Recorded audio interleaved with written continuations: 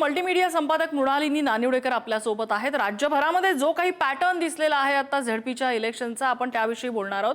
Mrinal ma'am, सगळ्यात पहिल्यांदा आतापर्यंत जे निकाल समोर येत आहेत आणि जो पॅटर्न दिसतोय त्याबद्दल काय सांगाल? भारतीय जनता पक्षाने महाराष्ट्राच्या राजकारणावर जी पकड मिळवायचा प्रयत्न केलाय त्याचे पडसाद आता ग्रामीण राजकारणातही उमटताना दिसतात।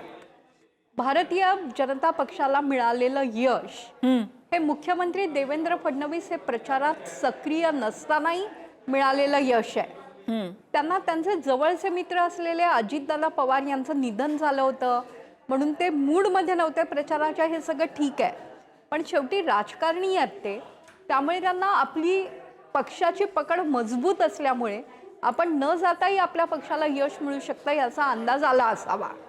आणि दुसरं असं आहे की त्या ठिकाणच्या भारतीय जनता पक्षाच्या कार्यकर्त्यांनी तिथल्या आमदारांनी आपले आपले गड उत्तम प्रकारे राखले आहेत। सत्ता ज्याची असते त्याला या निवडणुका जिंकणं सोपं असतं, पण अशा प्रकारचं निर्विवाद यश मिळवणं हे काही साधं काम नाही। त्यामुळे आजच्या परिस्थितीत आपण भारतीय जनता पक्षाचं अभिनंदन करायला हवं।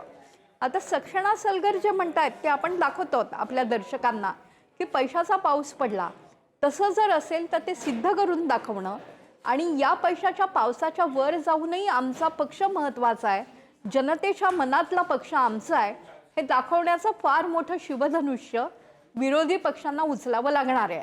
आज तरी काय होत आहे की तुम्ही क्रमांक 3 वर आहात आणि मग तुम्ही काहीतरी महाराष्ट्राला काहीतरी सांगू पाहतात। या सगळ्याचं म्हणजे आपण जे काय बोलतो आणि जनतेत काय रुजवू बघतो त्याचा विरोधी पक्षांनी खूप गांभीर्याने विचार करायची गरज आहे। दुसरी गोष्ट म्हणजे भाजपचे आकडे आपण बघतोय, पण शिवसेनेच्या आकड्यांकडे सुद्धा दुर्लक्ष करून चालणार नाही याच्यामध्ये। नम्रता, अगदी बरोबर आहे। सत्ताधारी युती जी काय कामगिरी करते त्याचं आपल्याला नगर परिषदांमध्येही अशाच प्रकारचं प्रतिबिंब दिसलं होतं। भारतीय जनता पक्ष तर मुसंडी मारतोच आहे, पण एकनाथ शिंदे यांची शिवसेनाही कुठे फारशी मागी नाही। मुंबईत त्यांना यश मिळालं नाही महानगरपालिकेच्या निवडणुकीत, तसं मिळालं असतं तर महापालिकेचं चित्र वेगळं राहिलं असतं, पण मुंबई वगळता महाराष्ट्राच्या अन्य भागांमध्ये शिंदे ब्रँड चालतोय, त्यांच्या मागे ठाकरे हे नाव नसलं तरी चालतोय, हे पुन्हा एकदा सिद्ध झालंय। काय होत आहे, मगाशी मी जे म्हटलं की आमदारांना मंत्र्यांना या निवडणुका नाही म्हटलं तरी सोप्या असतात, त्याचंही प्रतिबिंब दिसतंय। पण शिंदे ज्या पद्धतीने महाराष्ट्राच्या राजकारणात रुजू पाहतायत ते खूप मोठी राजकीय जागा घेतील हे निश्चितपणे दिसतंय। नाही, अगदी दुसरीकडे आपण जो पक्ष विशेषतः राष्ट्रवादी असेल किंवा काँग्रेसच्या मुशीतले पक्ष आपण म्हणूया, जे पक्ष ज्यांचं राजकारण ग्रामीण भागामध्ये फिरत होतं ते पक्ष आता ग्रामीण भागावरची त्यांची ग्रिप कुठेतरी सुटत चाललेली आहे, हे चित्र यात प्रकर्षानं दिसतंय। हो, खरोखर असं दिसतंय। काँग्रेस हा खूप महत्त्वाचा पक्ष आहे, ज्याचं वोट पर्सेंटेज खूप चांगलं असतं कायम। ती काँग्रेस प्रयत्न करते, रुजण्यासाठी धडपड करते।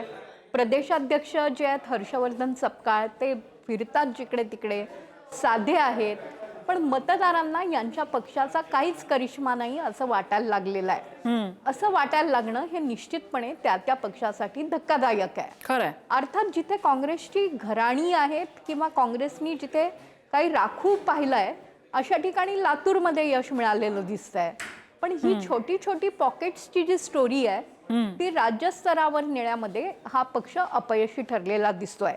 नम्रता, आज इथे अजून एक नोंदवावंसं वाटतंय की नातेवाईक इतके निवडून आलेले आहेत प्रत्येक पक्षातले की नेत्यांचे नातलग सोडून कोणाला या राजकारणात काही करायची संधी मिळणार आहे की नाही असा प्रश्न पडलाय। खरंय। हेरंब कुलकर्णी जे सामाजिक कार्यकर्ते आहेत ते यावर वारंवार बोलत असतात। किती नेते निवडून येतात आणि घरातच सत्ता ठेवतात याबद्दल ते बोलतात। जिल्हा परिषद निवडणुकांनी देखील या चिंताजनक परिस्थितीवर शिक्कामोर्तब केलाय। मग पैसे वापरणं जो आरोप विरोधक करतायत, स्वतःच्याच घरात उमेदवारी देणं, यामुळे लोकशाही ही काही मुठभर घराण्यांची राहणार आहे की काय असा प्रश्न पडलाय। आणि सत्ताधारी पक्ष म्हणून भारतीय जनता पक्ष आणि शिंदे सेनेनी लोकांचा हा समज दूर करायची गरज आहे, कारण कार्यकर्त्यांना संधी मिळाली तरच पक्षात लोकशाही जिवंत आहे असं मानलं जाईल। आज उद्या निवडून येतील नातलग, पण आम्हाला काही राजकारणात काही दुसरं करायलाच मिळणार नाही का असं कार्यकर्त्यांना निश्चितपणे वाटू शकेल। नम्रता। नाही, अगदी तुम्ही म्हणताय ते बरोबर आहे आणि सगळ्याच राजकीय पक्षाने गांभीर्याने याकडे बघायची गरज आहे. कारण जसं तुम्ही म्हणाल की ग्रासरूट लेवलचं जर कॅडरच नसेल तर राजकीय पक्ष करणार काय? हे कार्यकर्तेच जर त्यांना मिळाले नाहीत तर राजकीय पक्ष करणार काय? हा प्रश्न आहे. मॅम, खूप खूप धन्यवाद तुम्ही केलेल्या सगळ्या विश्लेषणाबद्दल.